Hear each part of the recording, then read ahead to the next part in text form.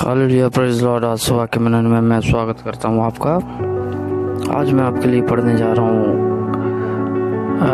पहला राजाओं अध्याय 3 का पद 9। यहाँ लिखा है, तू अपने दास को अपनी प्रजा का न्याय करने के लिए समझने की ऐसी शक्ति दे कि मैं भले बुरे को परख सकूं, क्योंकि कौन ऐसा है कि तेरी इतनी बड़ी प्रजा का न्याय करे। हालेलुया। देखिए, जब सुलेमान ने मंदिर बनवाया, परमेश्वर का मंदिर भवन बनवाया, तो परमेश्वर ने उस रात उसे दर्शन में कहा कि मांग मुझसे, क्योंकि परमेश्वर उस कार्य से प्रसन्न था, क्योंकि वो उदार हृदय का व्यक्ति था।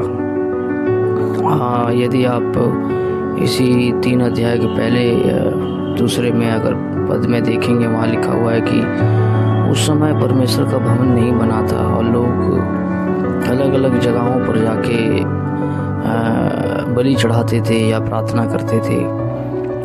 परमेश्वर का भवन नहीं था, लेकिन जब भवन बनवाया तो परमेश्वर ने उस रात उसे दर्शन में कहा, मांग मुझसे। उसने परमेश्वर से कहा कि मुझे समझने की ऐसी शक्ति दे। समझने के लिए जो हिब्रू शब्द है वो सामा है। बाइबल के अंदर सामा का मतलब होता है हिब्रू में सुनने वाला हृदय।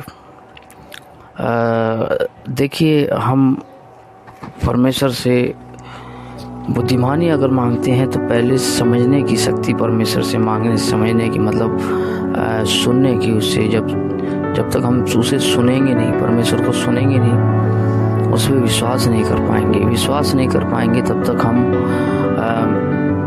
तक विश्वास नहीं कर पाएंगे तब तक पूरा भरोसा उसके ऊपर हम नहीं कर पाएंगे।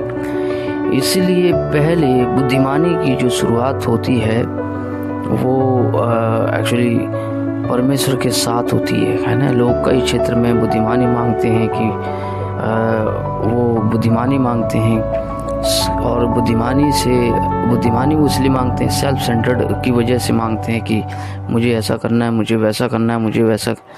लेकिन सुलेमान के अंदर एक बात हम जो देखते हैं वो है कि वो एक उदार हृदय का व्यक्ति था, यानी परमेश्वर के लिए सोचने वाला उसके पास एक हृदय था।